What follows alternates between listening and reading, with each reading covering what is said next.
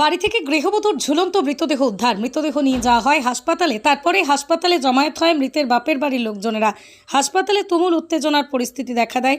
ঘটনাস্থলে পরিস্থিতি সামাল দিতে পুলিশ পৌঁছলে পুলিশের সাথেই ঠেলাঠেলি ধস্তাধস্তি শুরু হয়ে যায়। পরিস্থিতি সামাল দিতে ঘটনাস্থলে আসে র্যাফ। পশ্চিম মেদিনীপুর জেলার ঘাটাল পৌরসভার 2 নম্বর ওয়ার্ডের বাসিন্দা সনদ বিশ্বাসের স্ত্রী পদ্মাবতী বিশ্বাস আজ বিকেল নাগাদ বাড়ি থেকে ঝুলন্ত মৃতদেহ উদ্ধার হয়।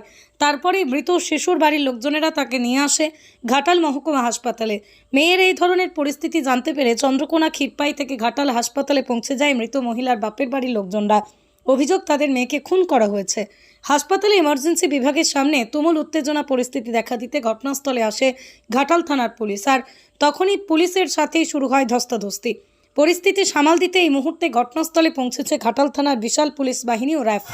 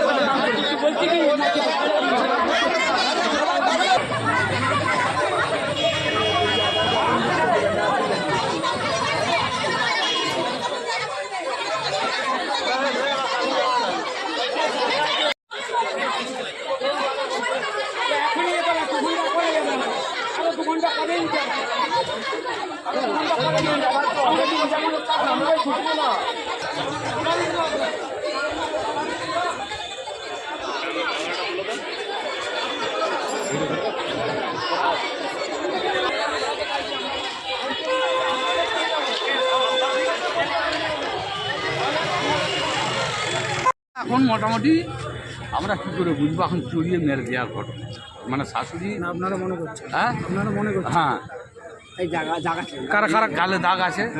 হ্যাঁ মেরে আর ভাঙিয়ে দিয়েছে গলাটা। কে মেরেছে? কে শাশুড়ি মা। এখন শ্বশুর নিশ্চয়ই খুবই ভালো, না শ্বশুর শ্বশুর নিঃসন্দেহে ভালো, সে কখনোই এইসব জিনিস করবে না। করলে শাশুড়ি, আমাদের ছেলেটা হচ্ছে মাতা। আপনারা কিভাবে জানতে পারলেন? আমাদেরকে খবর দিয়েছে, খবর দেওয়ার পরে আমরা তো এখানকার আসছি। ওদের বাড়ি থেকেই?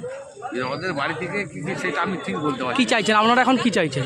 আমাদের ওই যে দুটো বাচ্চা কাচ্চা আছে, তাদের আমাদের ভরণ পোষণ চাই। আপনার নাম কি? আমার নাম সজল নায়ক। আপনার? আমার ভাগ্নি আছে।